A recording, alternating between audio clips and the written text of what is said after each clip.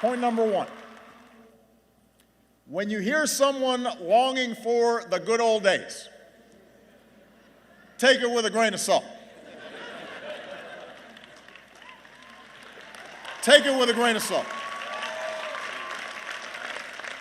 We live in a great nation, and we are rightly proud of our history. We are beneficiaries of the labor and the grit and the courage of generations who came before. But I guess it's part of human nature, especially in times of change and uncertainty, to want to look backwards and long for some imaginary past when everything worked and the economy hummed and all politicians were wise and every child was well-mannered and America pretty much did whatever it wanted around the world. Guess what? It ain't so. The good old days weren't all that good. Yes, there have been some stretches in our history where the economy grew much faster, or when government ran more smoothly. There were moments when, immediately after World War II, for example, or at the end of the Cold War, when the world bent more easily to our will.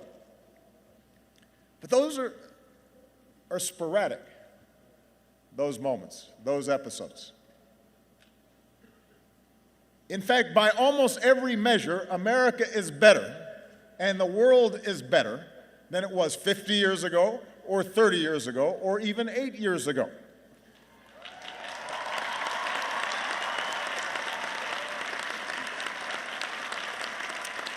And by the way, I'm not set aside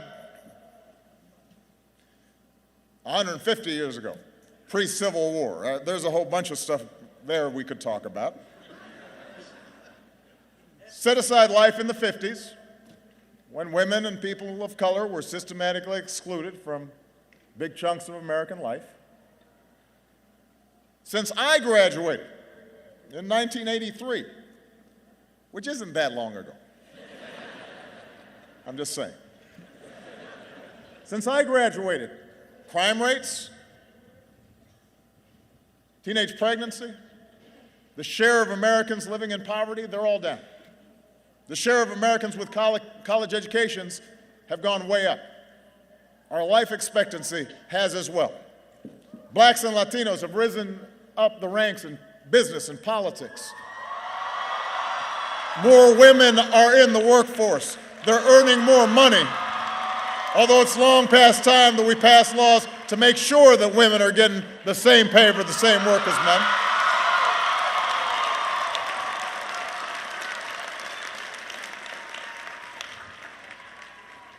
Meanwhile, in the 8 years since most of you started high school, we're also better off.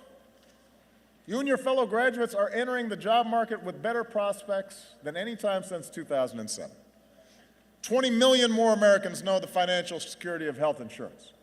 We're less dependent on foreign oil. We've doubled the production of clean energy. We have cut the high school dropout rate. We've cut the deficit by 2/3. Marriage equality is the law of the land.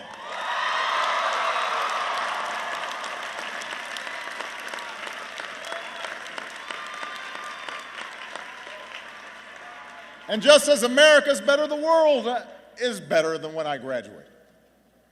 Since I graduated, an iron curtain fell. Apartheid ended. There's more democracy. We virtually eliminated certain diseases like polio. We've cut extreme poverty drastically. We've cut infant mortality by an enormous amount. Now, I say all these things not to make you complacent. We got a bunch of big problems to solve. But I say it to point out that change has been a constant in our history, and the reason America's better is because we didn't look backwards. We didn't fear the future. We seized the future and made it our own. And that's exactly why it's always been young people like you that have brought about big change. Because you don't fear the future. And that leads me to my second point. The world is more interconnected than ever before, and it's becoming more connected every day. Building walls won't change that.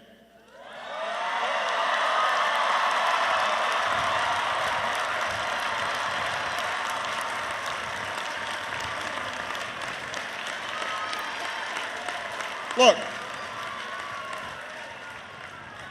as president, my first responsibility is always the security and prosperity of the United States. And as citizens, we all rightly put our country first.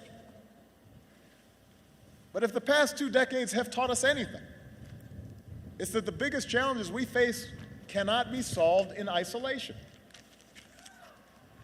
When overseas states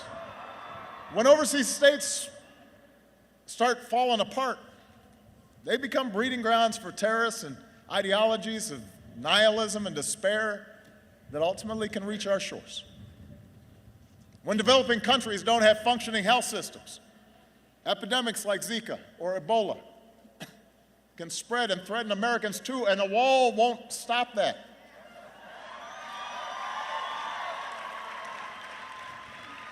If we want to close loopholes that allow large corporations and wealthy individuals to avoid paying their fair share of taxes, we've got to have the cooperation of other countries in a global financial system to help enforce financial laws.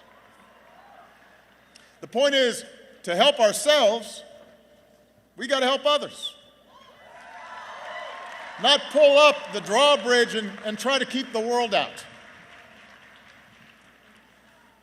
And engagement does not just mean deploying our military. There are times where we must take military action to protect ourselves and our allies.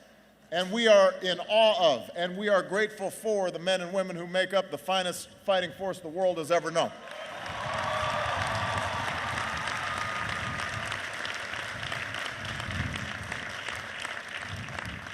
But I worry if we think that the entire burden of our engagement with the world is up to the 1% who serve in our military. And the rest of us can just sit back and do nothing. They can't shoulder the entire burden. Engagement means using all the levers of our national power and rallying the world to take on our shared challenges. You look at something like trade, for example. We live in an age of global supply chains and cargo ships that crisscross oceans and online commerce that can render borders obsolete.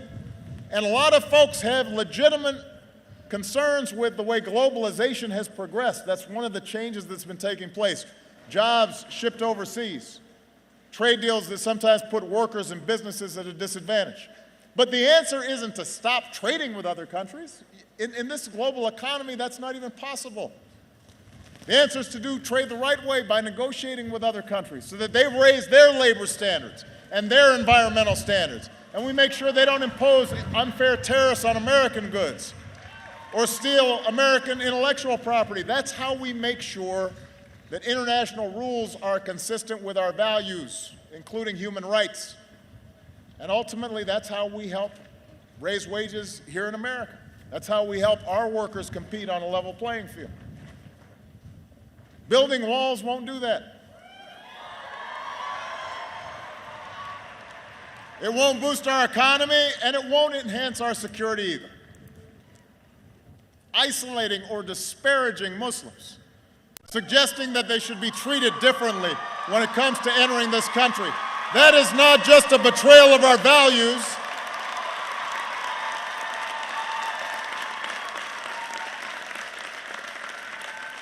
That's not just a betrayal of who we are. It would alienate the very communities at home and abroad who are our most important partners in the fight against violent extremism. Suggesting that we can build an endless wall along our borders and blame our challenges on immigrants. That doesn't just run counter to our history as the world's melting pot. It contradicts the evidence that our growth and our innovation and our dynamism has always been spurred by our ability to attract strivers from every corner of the globe. That's how we became America. Why would we want to stop it now?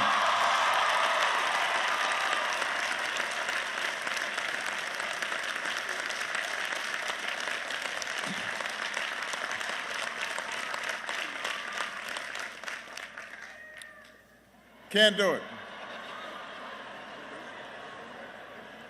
Which brings me to my third point. Facts evidence, reason, logic, an understanding of science. These are good things. These are qualities you want in people making policy. These are qualities you want to continue to cultivate in yourselves as citizens.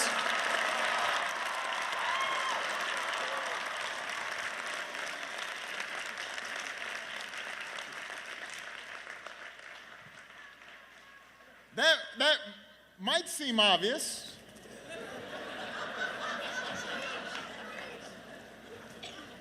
You know, that's why we honor Bill Moyers or Dr. Brunel.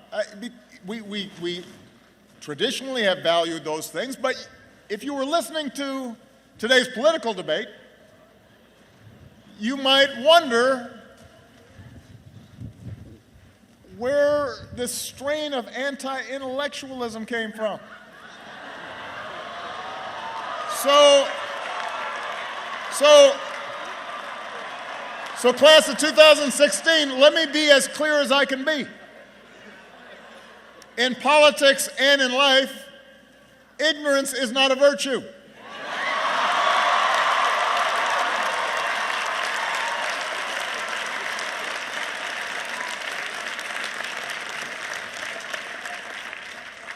It's not cool to not know what you're talking about. That's not keeping it real or telling it like it is. That's not challenging political correctness. That's just not knowing what you're talking about. And yet we've become confused about this.